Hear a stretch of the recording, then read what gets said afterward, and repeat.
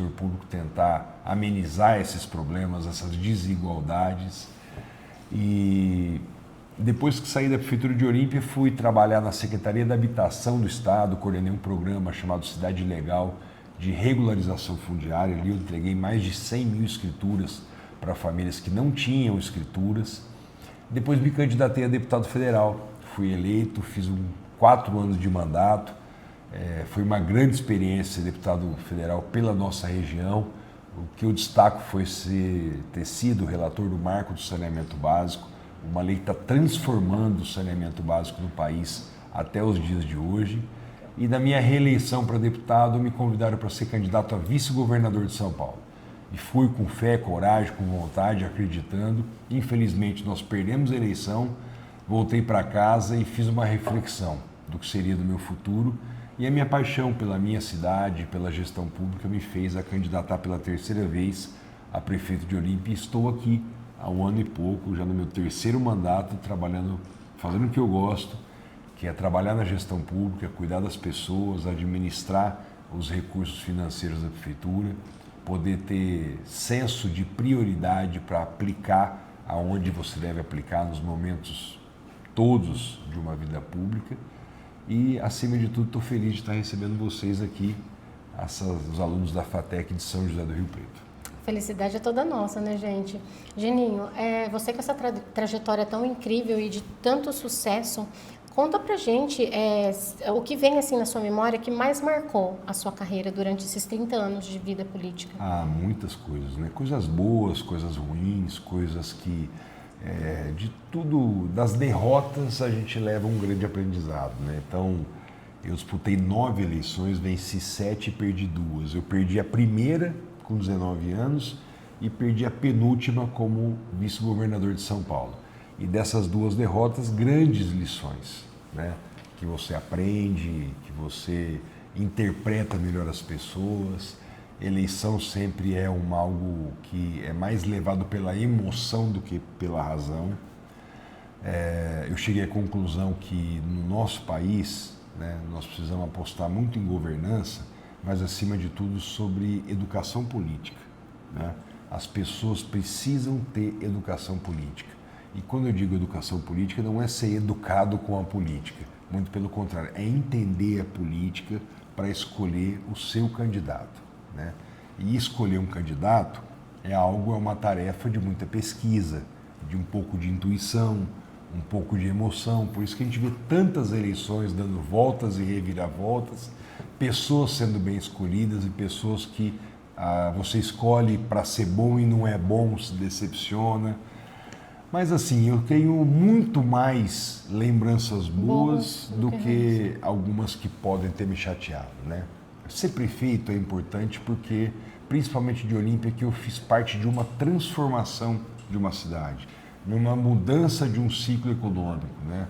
Nós saímos de uma cidade quase que 90% ligada ao agro, né? Com cana-de-açúcar, laranja, e hoje nós temos 60% do PIB que é do turismo. E foi bem nessa eleição de 2008 para 2009, quando a gente venceu as eleições, quando ali em 2014 a gente transformou Olímpia em instância turística. Esse marco para mim sempre é muito importante.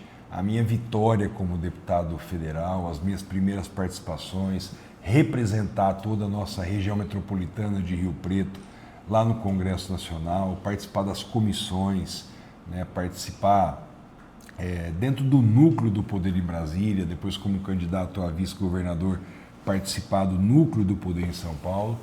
E com toda sinceridade, né, por mais que a política ela tenha hoje no vocabulário popular um sentido muito pejorativo, né? Eu não gosto de política, eu não me meto em política, eu não gosto de políticos, né? A política é algo nobre, né? Na essência da palavra, é algo que é a única oportunidade que você tem para transformar a vida das pessoas, sim, ou para o bem ou para o mal. Então, quem faz política com P maiúsculo, né, que exerce políticas públicas para melhorar a vida das pessoas, é justamente quando você está na ponta, que é na prefeitura.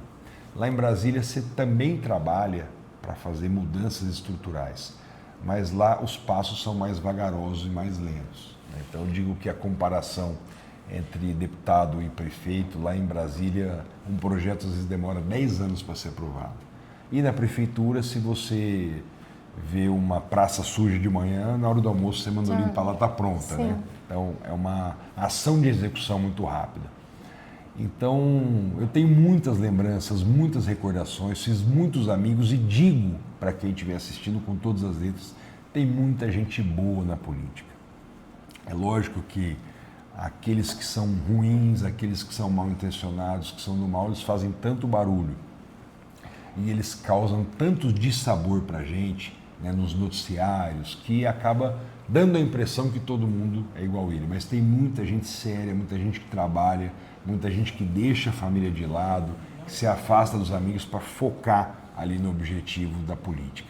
Então eu acho que nós temos salvação, sabe? Eu acho que quanto mais a juventude se aproximar da política, entender o que é política, entender o que é uma gestão pública, escolher melhor seus candidatos, eu acho que a gente tem uma chance de ter um país melhor, né? A gente cobrar das autoridades, exercer não só o direito, mas o dever de ser cidadão, de acompanhar os números da cidade, as audiências públicas, participar ativamente da comunidade, do seu bairro.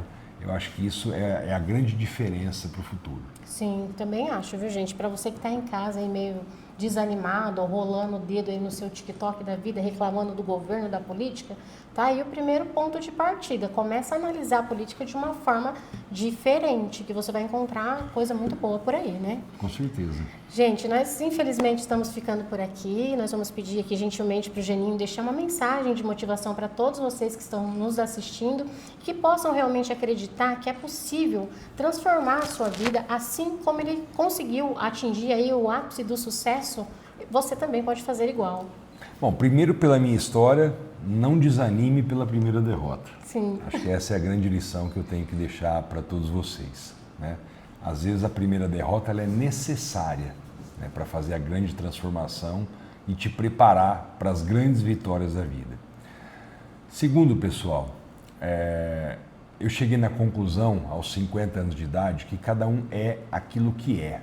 Depois dos 21 anos de idade, você já formou seu caráter, você dificilmente vai mudar. O que você pode fazer é agregar valores, é agregar capacitação, é agregar conhecimento técnico, e isso faz toda a diferença, né? Não deixe as oportunidades passar, né? A única coisa que nós não conseguimos colocar nas pessoas, Tatiane, é a vontade. Então ninguém vai chegar em você e vai falar assim, olha, a partir de agora você tem vontade de acordar cedo, de estar disposto, de sorrir, de agradecer a vida que você tem, né? Mas o resto você pode buscar capacitação em todo lugar. Eu sou fã da FATEC, nós trouxemos a FATEC para o Olímpia o ano passado. O Olímpia tem um programa chamado Olímpia Mais Empreendedora, né, que o ano passado passou mais de 3.000 pessoas se capacitando, pensando como empreendedor, como ganhar dinheiro, como vencer na vida, como agregar uma renda extra, e tem oportunidade para todo mundo. A cada dia que passa, as oportunidades passam na nossa frente. Agora a disposição e a vontade tem que nascer de dentro de cada um. Isso ninguém coloca.